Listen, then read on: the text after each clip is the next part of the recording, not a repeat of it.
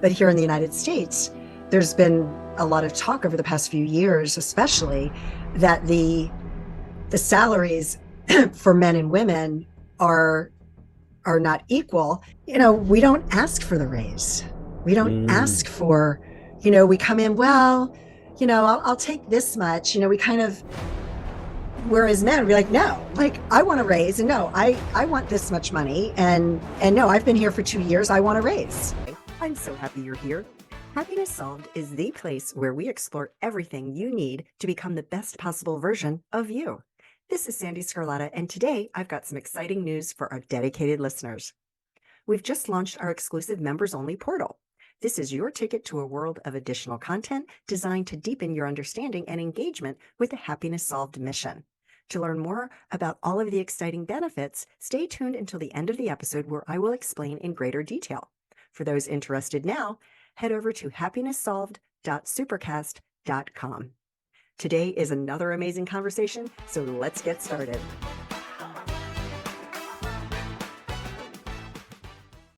Bodhi Aldridge, so excited to have you on today, all the way from Melbourne, Australia. Thank you for waking up early for me today and being on. How's everything going? Good. Thank you, Sandy. Yeah, we're in the middle of our summer here, so we've had a very hot summer, different to you guys. And yeah, great to be here. Great to connect. And I love your energy. I love your podcast. I've listened to a few episodes, and yeah, the theme and the audience, it's exciting and such great messages. Oh, thank you. Thank you. Well, I'm excited to have a conversation with you because, and I want to hear all about your story, but just for the audience, Bodhi, his journey as a father, grandfather, lawyer, and coach, and a facilitator has taken you across the world, diving deep into traditional teachings and contemporary leadership development so that you can find the magnificence and bring those teachings to other men. And I love that you focus on men. And we were talking before I hit record. So many people out there focus on women, and that's great.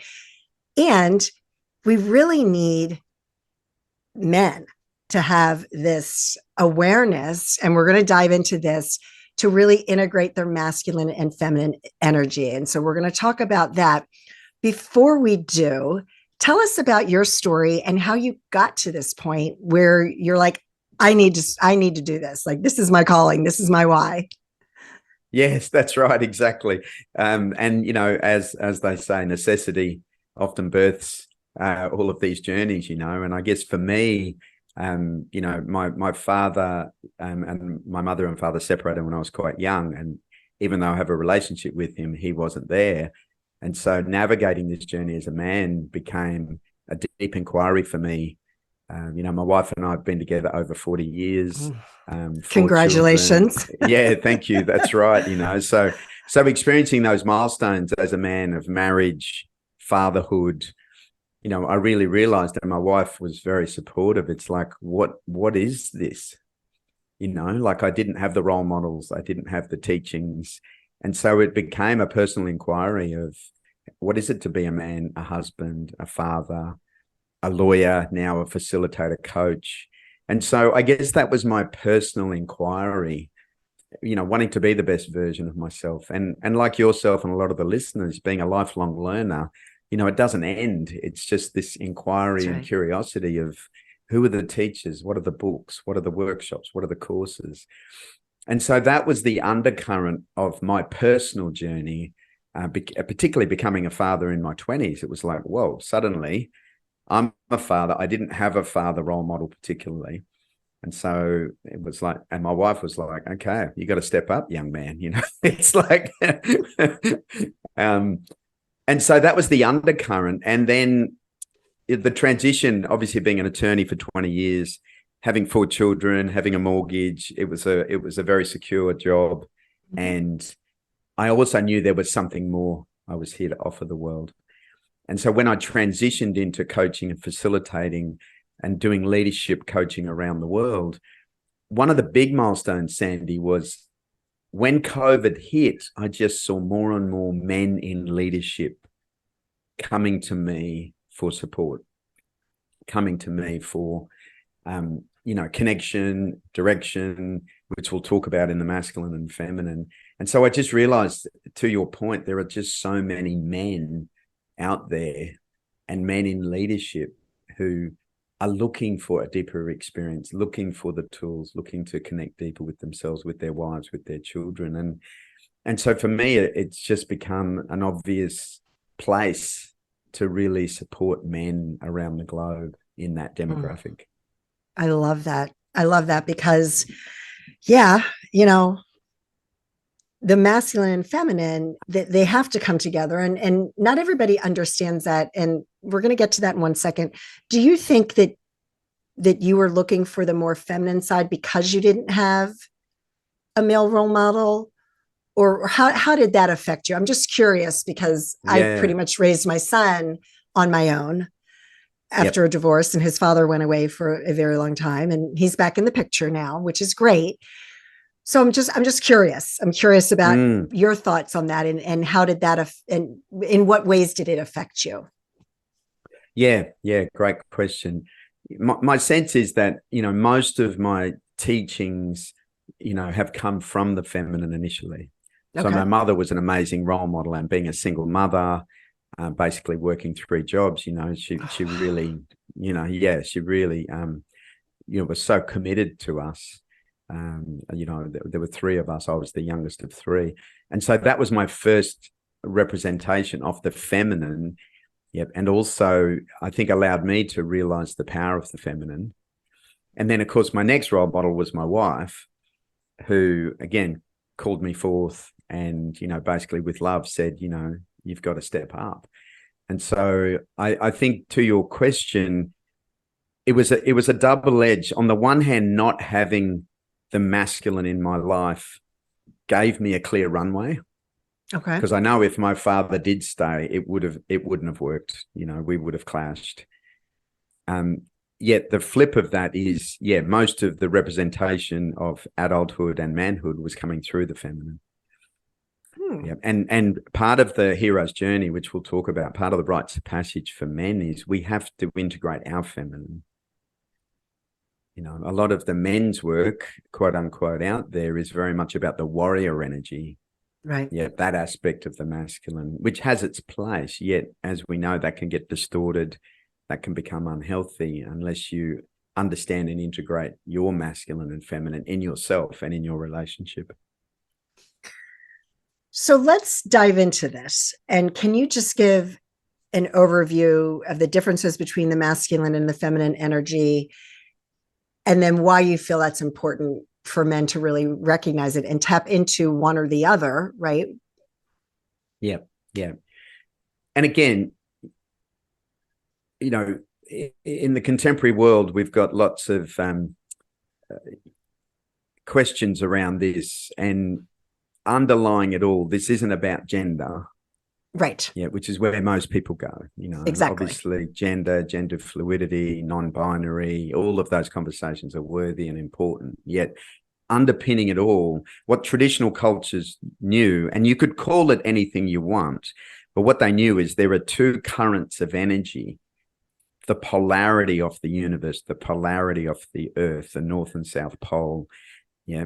And these were labeled masculine and feminine, the yin and the yang. Yeah. Okay.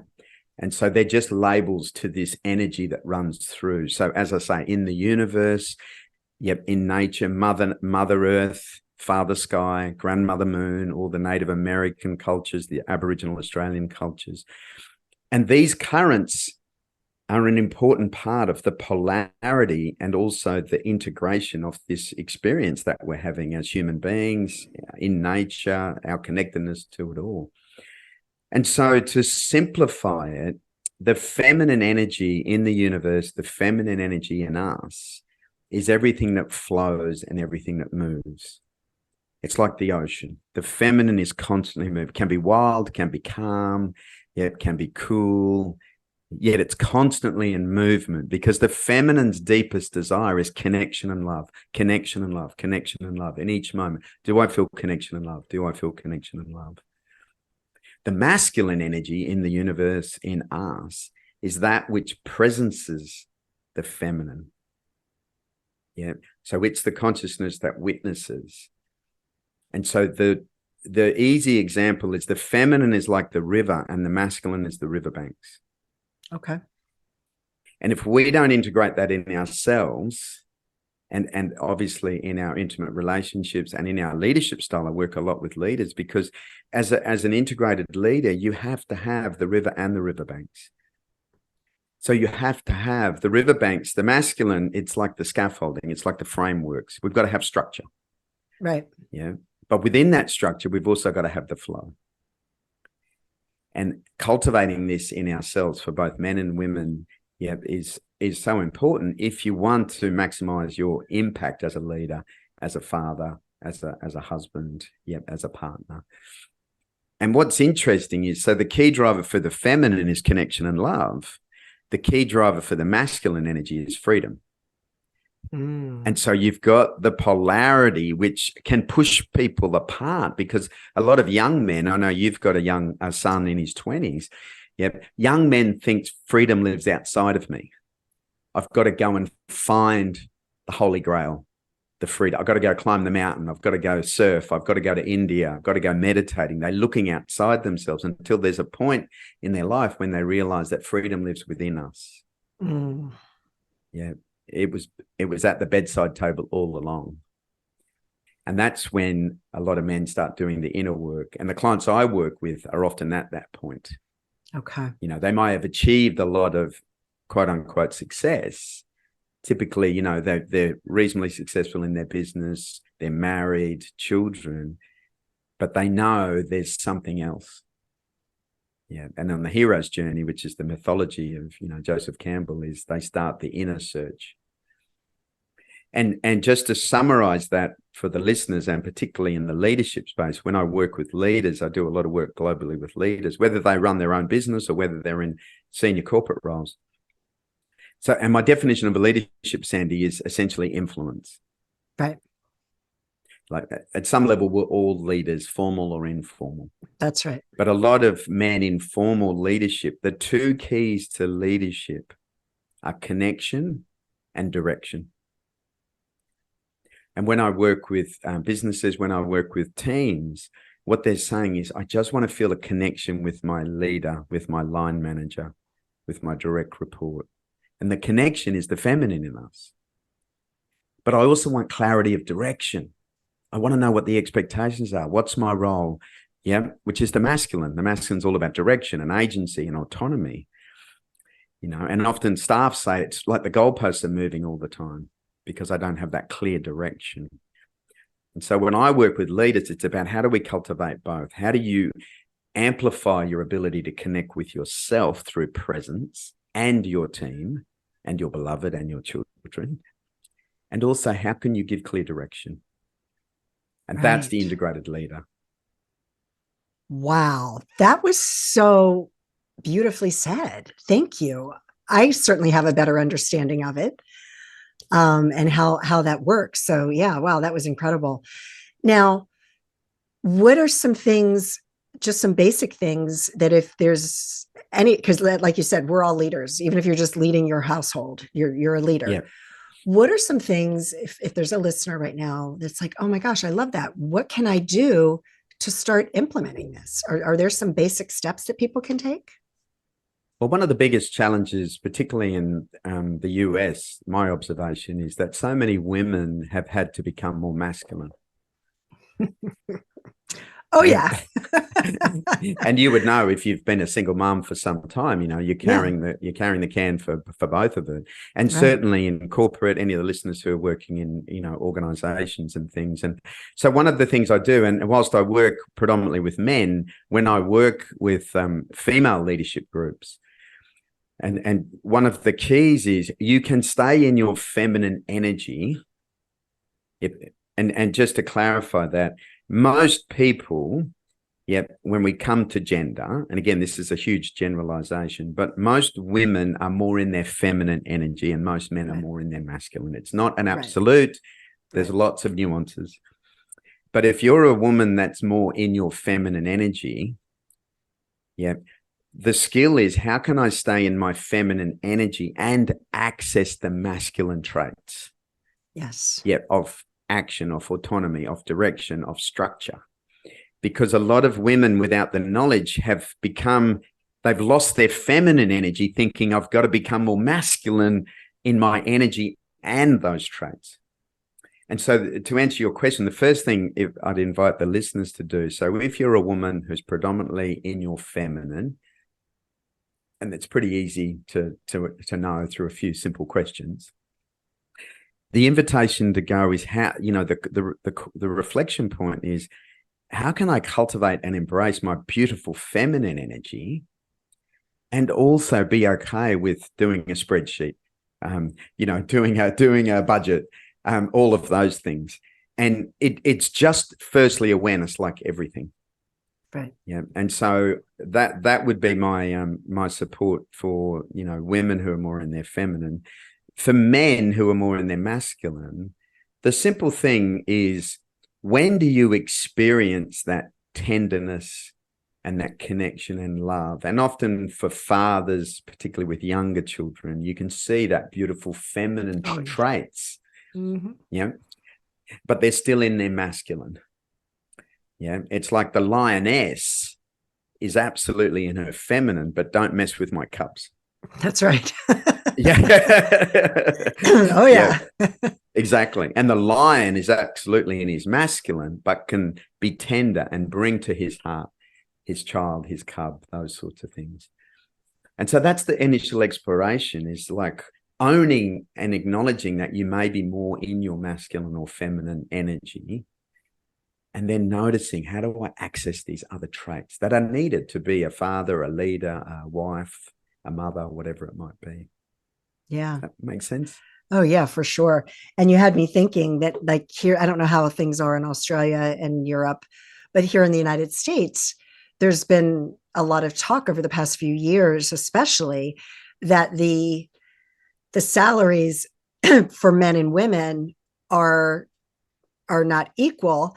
And I think a lot of that, and I don't have statistics in front of me, but I know for myself, because I am very, very much in my feminine energy most of the time. And, we don't ask for the raise.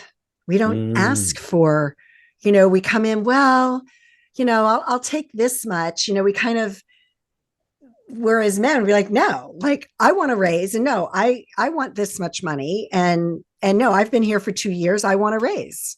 And and so I think that's where I really see it very apparent, the difference between men and women. Yeah. Because men are just more apt to be like, and it's not about worth so much, because you can have your worth as a woman. And for some reason, when it comes to money, it's hard to ask for your worth.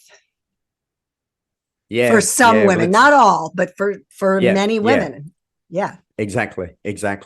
And, beautiful line of inquiry, because working in corporates, I see this all the time, and there has been a lot of research. And if we come back to the feminine and masculine energy, one of the biggest challenges for the feminine, and think about it for yourself, even in relationship, is feeling invisible.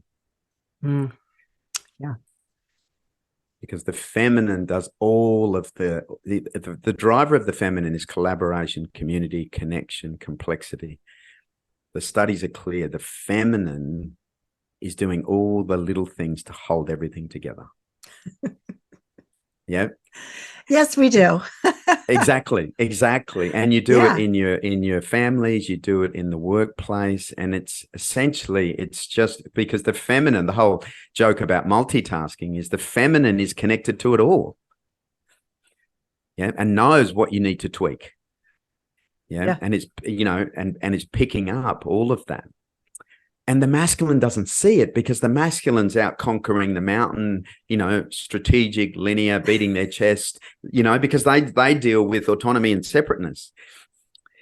And so the feminine in the workplace is like, can't you see what I bring?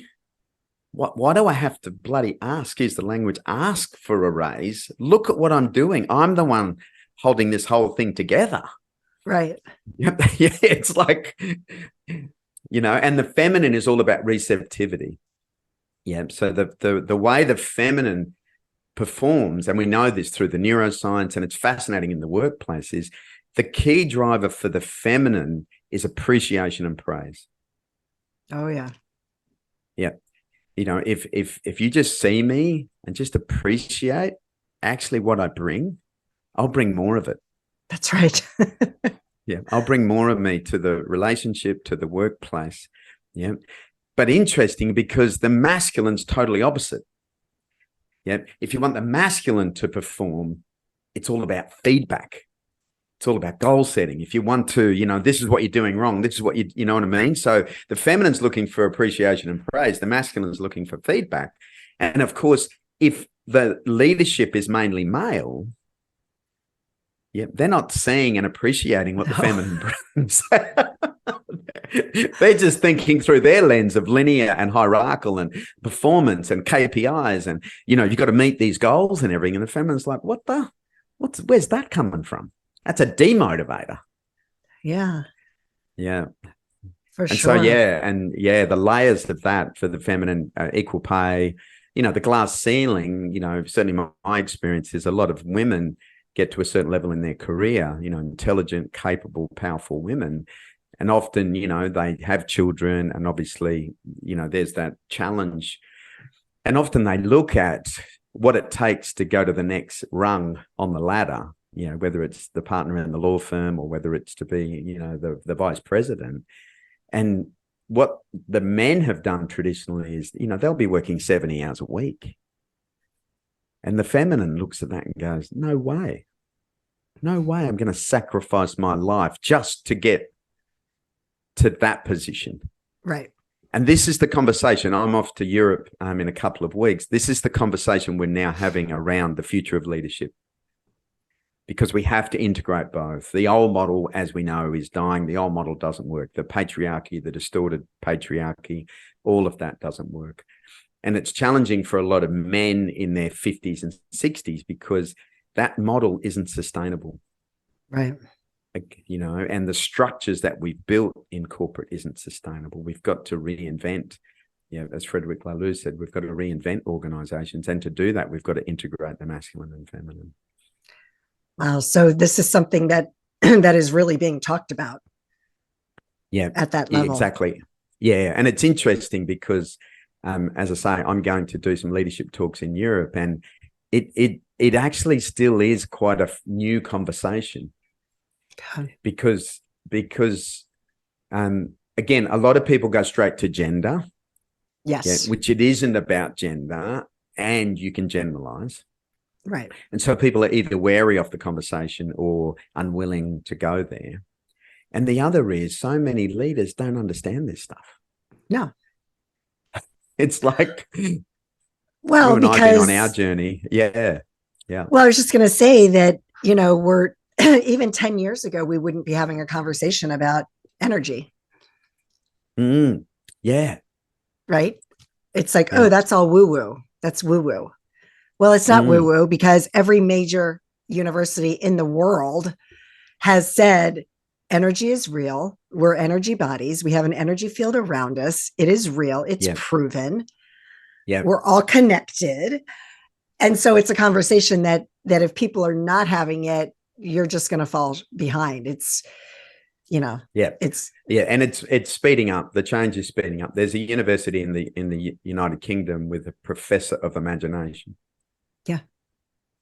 You know, it's like we're realizing it's and so that's why I'm so passionate about this conversation, whether it's for a householder in your marriage, bringing up children. I do a lot of, you know, one of my give backs is working with high school students, high school boys, teaching them this stuff, you know, and my wife often works with the young women, teaching them the feminine.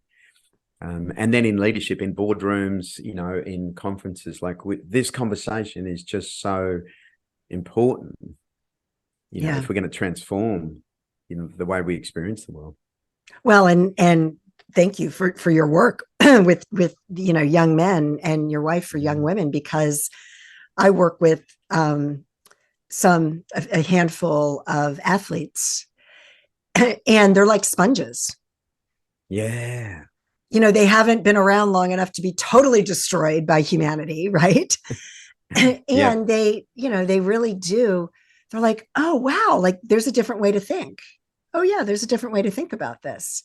And when you present Mm, these, and you know, I mean, I don't know how things are in Australia, but in the United States, my God, just to like offer a course and bring this into the school system, public school system, I don't even know what it would take, but they need to bring this type of conversation into the classroom and really start teaching kids about the mindset and how important your thoughts are instead of some of the other traditional ways that they've been doing yeah. things, you know. Yeah, absolutely. If we look at education, and we know that's going through its own challenges, Yeah. because it's so deeply wired in us, And traditional cultures knew this. Traditional cultures knew that they would take the boys off and do initiation, rites of passage. Men learnt around the campfire with other Right. men, with uncles, with mentors, with grandfathers. So That's right. we know it's in our DNA. It's just getting access to it, definitely. Yeah. So tell me about your book. You're a co-author of a best-selling book, Visionary Male Leaders.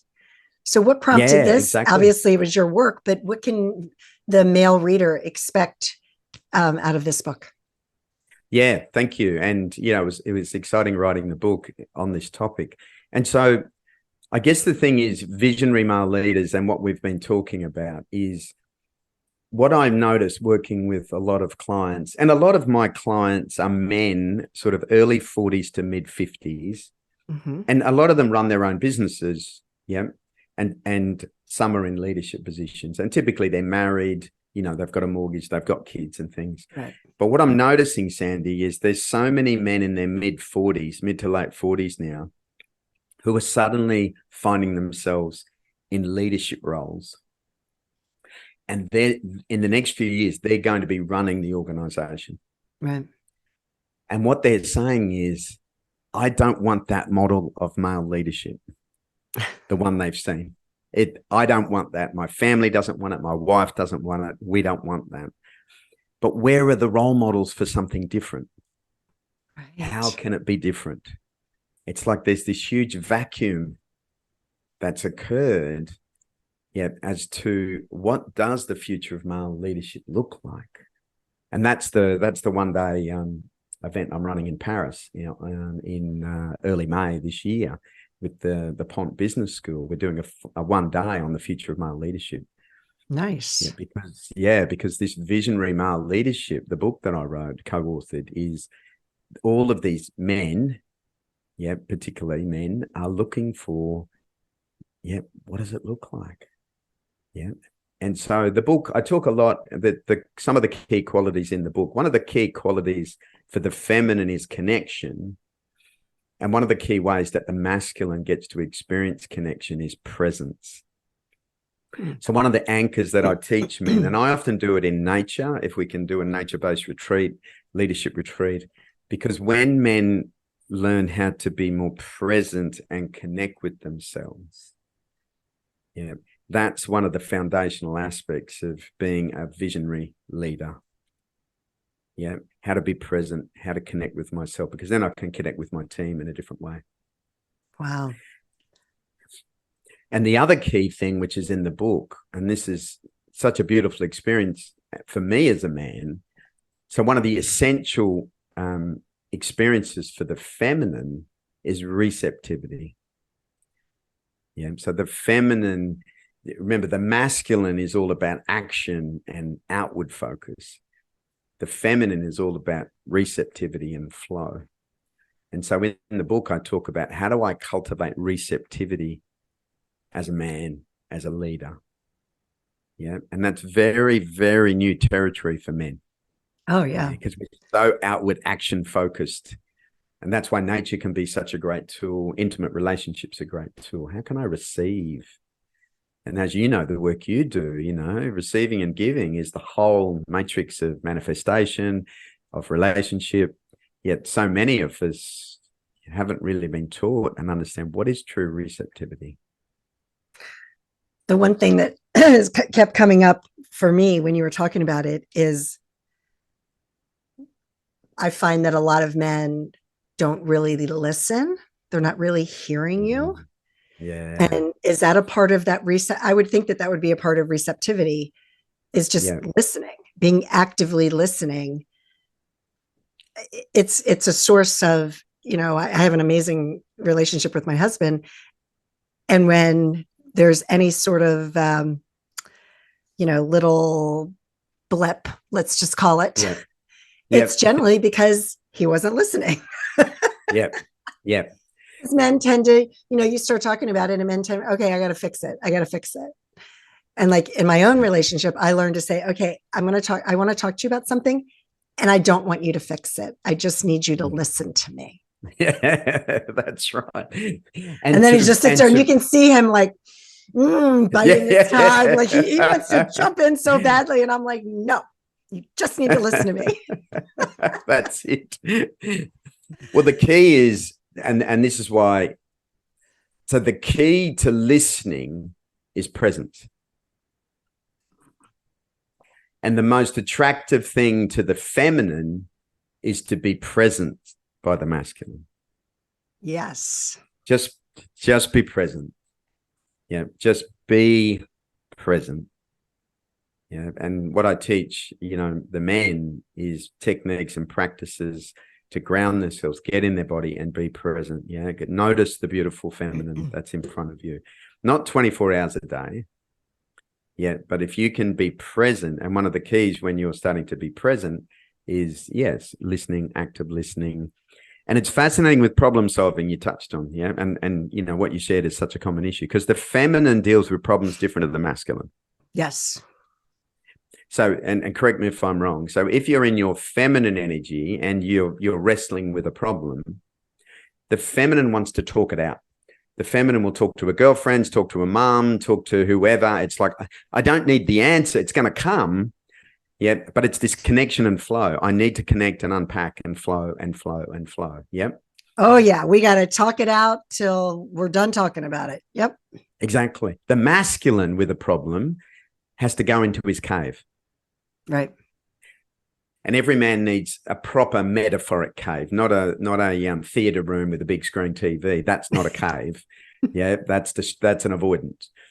Yeah, you need a cave is all about a place where you can retreat into yourself, retreat into contemplation, retreat into reflection. Yeah, and so what the masculine does is the masculine will go into their cave with the problem, and if they can't work it out themselves, which is part of the challenge for many men, is they want to talk to the expert who can solve it. They don't want to talk to all their 10 friends about it. No. Yeah, or their wife about it. They want to go, who's the expert who can solve this? And it's such a clash because, as you say, for the masculine, feminine, husband and wife, it's like, yeah, the feminine's going, I don't need a solution here. I just need connection and presence and talk it through and listen to me and see me and hold me and witness me. Yeah. And the men just go, let's just fix it. And same in business. Yeah. The two biggest things I see in the boardroom is, so firstly, the feminine doesn't feel heard or seen. Yeah. And just think about mansplaining. It's like, well, there's a whole podcast on that. I'm sure. Exactly. The second piece, Sandee, is that, so many times, and you may have experienced it, like in a meeting, and I'll use a classic boardroom. So the feminine will, everyone will be, talking about something. The feminine will present a solution. Yeah. And it'll go under the radar. And then 15 minutes later, the CEO will go, I've got this great idea. Let's do this. And it'll be the idea that the feminine brought up, and suddenly they'll own it. And it's like, you've probably experienced this in your life.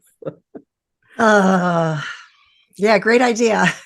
Yeah, exactly. Great idea. As my wife says, all I need to do is make you think it's your idea.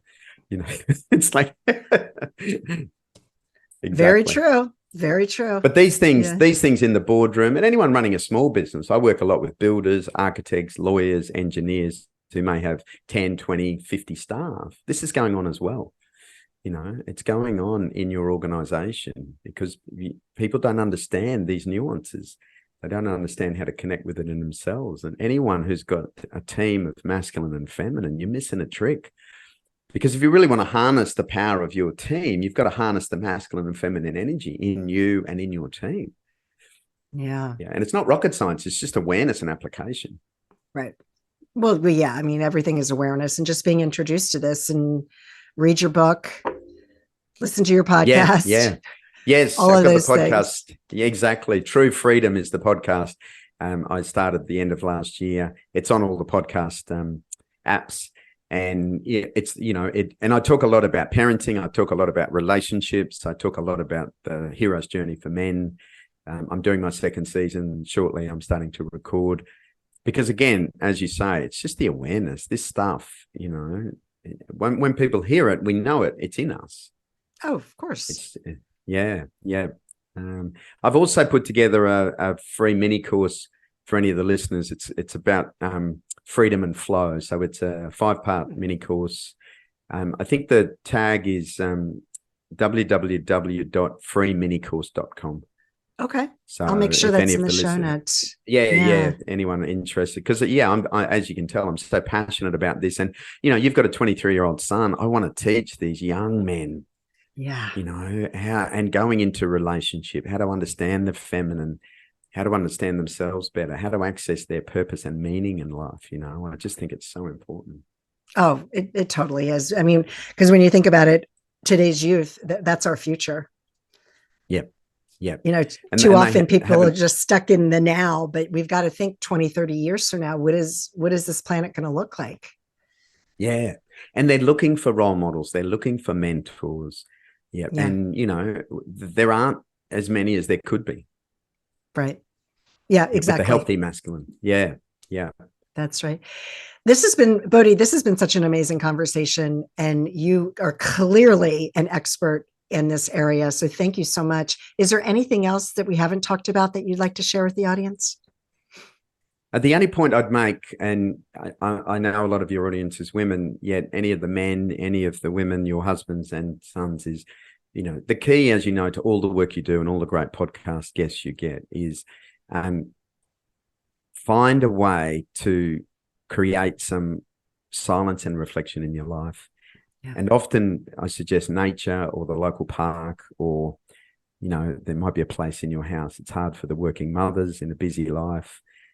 Because that's where it all starts, relationship with self, cultivating this in yourself. If you can just 5 minutes a day, self-care is tricky, particularly for the working mums, yet just that little bit of intimacy and connection with yourself. As you know, I'm sure your journey, that's the seed that will blossom and grow. So that's the piece that I'd offer all the listeners. Mm-hmm. Love it. Everyone check out his book, Visionary Male Leaders, and his podcast, True Freedom. Bodhi Aldridge, this has been such a pleasure and honor, and I'm so grateful that you joined me today. So thank you so much. Yeah, thank you so much, Sandee. Thank you to the listeners. All right. Thank you, everyone. I hope you enjoyed today's conversation, and as promised, I'd like to give you more details of what you can expect as a member of the Happiness Solved exclusive community.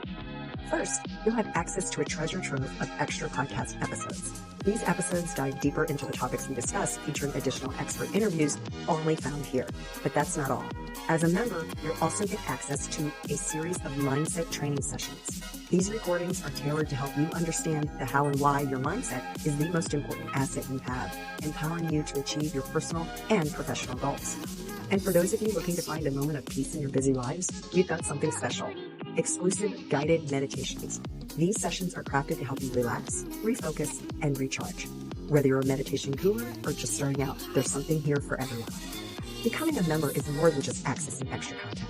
It's about joining a community of like-minded individuals, all on a journey to live life to its fullest and become the best possible version of you. So how can you join? It's simple. Go to happinesssolved.supercast.com and sign up. Don't miss out on this opportunity to deepen your journey with us. Again, that's happinesssolved.supercast.com, and it will also be in the show notes. I am so grateful you're a part of our Happiness Solved family, and I thank you from the bottom of my heart for your continued support. Again, I am so grateful for you, and I hope that you and your family are healthy and safe, and that your lives are filled with peace, joy, and happiness. Take care, everyone.